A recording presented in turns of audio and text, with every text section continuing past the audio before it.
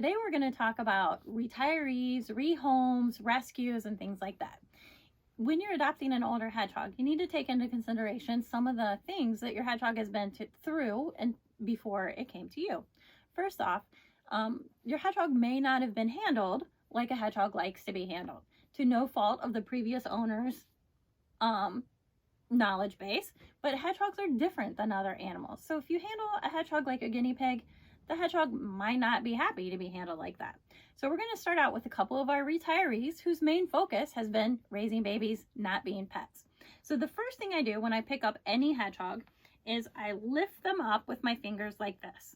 Rather than scooping like a backhoe, where you're going to get spines, I kind of lift like this. It's much easier if your hedgehog is out and about walking around. So the hedgehogs are in my carrier, so they've had a few minutes to walk around. So if you're picking up a rescue, it may be walking around in its cage checking things out.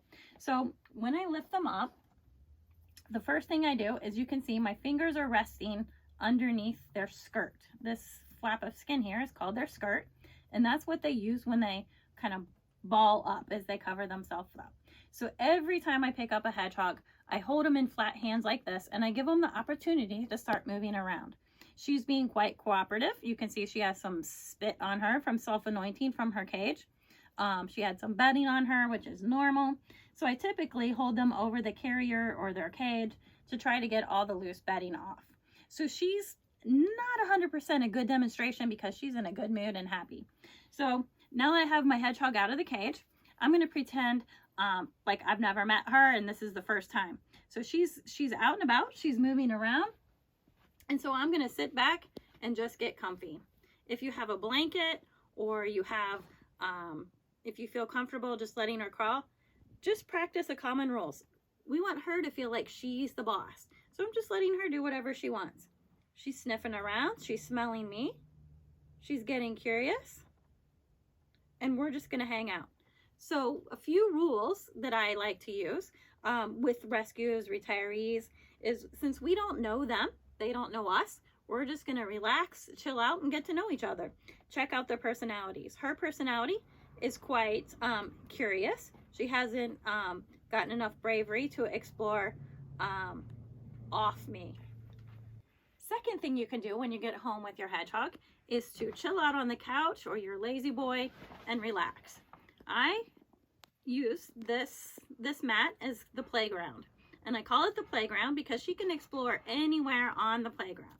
If you know little kids like I have, my kids are older now, but when they were little, they love to test the boundaries of the playground, and that is what your hedgehog will most likely do. She is allowed to be anywhere on the blue playground, but if she goes to the right or left, I'm going to put my hand like this and let her walk on my hand. So that way, as she walks on my hand, she's learning that my hand is safe. If she goes to walk over my knees, if you're comfortable enough that you could lift her up and bring her back, that's fine. But if you're not comfortable, you can simply lift it up like this. Since I'm doing the video and talking, I'm not being a real good job at keeping my hand still.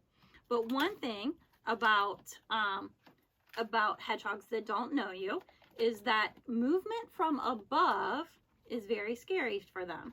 So when your hedgehog is out exploring, we're playing who's the boss, kind of letting the hedgehog do whatever they want. But the second rule is we're trying to keep our hands low rather than above them, because the hedgehogs can sense the movement above them and around, and then that makes them a little bit more frightened. When your hedgehog is out and about, you can try different scents or different treats with them. She's getting close to the edge, so we're going to bring her right back. And I'm going to try a treat with her.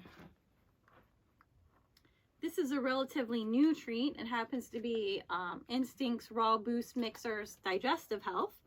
And she is our second tester for this treat. So we'll see how she does. Our first hedgehog was quite responsive. So if you can see, I moved over her, which scared her a little bit, which is normal. And so I'm trying to stay as low as I can. She can smell the treat. Can you see her little sniffer go? But she's not quite sure where it's at.